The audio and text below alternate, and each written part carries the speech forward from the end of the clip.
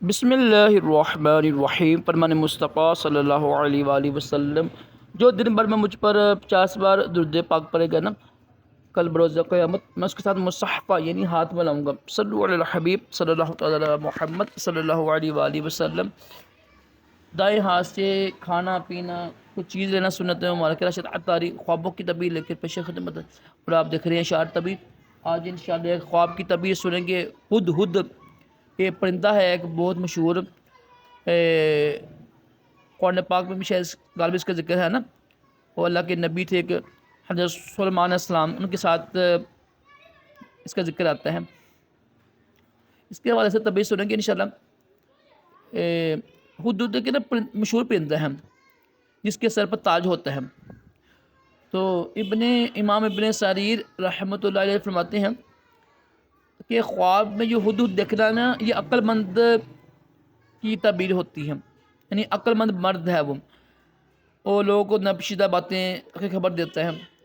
اگر خواب میں دیکھیں نا کہ ہد کو پکڑا ہے کسی نے، یا اس کو کسی نے دیا ہے، ہد پرندے کو کسی نے اس کو دیا یا اس نے پکڑا ہے نا، تو اس کی تعبیر یہ ہوگی کہ نا کسی عقل مند صفت کے انسان سے اس کی ملاقات ہوگی اور اس سے دنائی حاصل کرے گا، عقل مندی کی باتیں سیکھے گا۔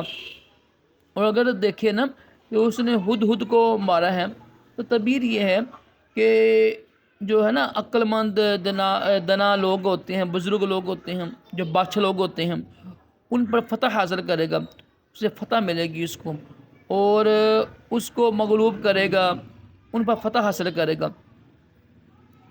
اور اگر دیکھیں نا خواب میں کہ اس نے ہد کا گوشت کھایا ہے، تو اس کی تعبیر یہ ہے کہ اسی قدر، یعنی جتنا گوشت ہے نا، اسی قدر لوگوں سے مال اپنے عمل کے ساتھ حاصل کرے گا، نفع حاصل کرے گا، اس کو نفع حاصل ہوگا، کاروبار میں برکتیں انشاءاللہ حاصل ہوں گی۔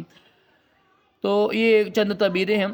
حضرت ابراہیم کرمانی رحمہ اللہ فرماتے ہیں کہ خواب میں ہد دیکھنا نا 4 ہوتے ہیں وجہ سے، یعنی اچھی خبر سنے گا، یا بزرگی اس کو حاصل ہوگی، یا دشمن فتح حاصل پائے گا، یا حق یعنی یہاں پر اس کو فائدہ ہوگا اور دلائی حاصل ہوگی۔ میں نے صاحبہ آپ کو بیان کر دی ہے کہ اگر ہد کو دیکھے نا، عام دیکھا ہے اس نے، تو انشاءاللہ اس کو اچھی خبر ملے گی اور عقل مندی میں اضافہ ہوگا۔ اگر کسی نے پکڑا ہے یا پکڑایا ہے تو بزرگی میں انشاءاللہ اضافہ ہوگا، اس کو شہرت ملے گی۔ اگر اس نے ہد کو مارا ہے نا، تو جو اس کے دشمن ہیں نا، جو امیر لوگ ہوتے ہیں، بادشاہ حکومت کے لوگ ہوتے ہیں، یا ویسے جو اس کے دشمن ہیں، اس پر فتح حاصل ہوگی انشاءاللہ۔ تو یہ تعبیریں ہیں۔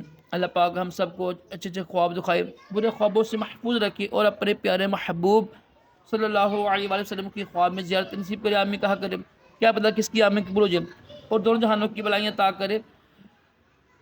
صلو علی الحبیب صلی اللہ تعالی علی محمد صلی اللہ علیہ وآلہ وسلم۔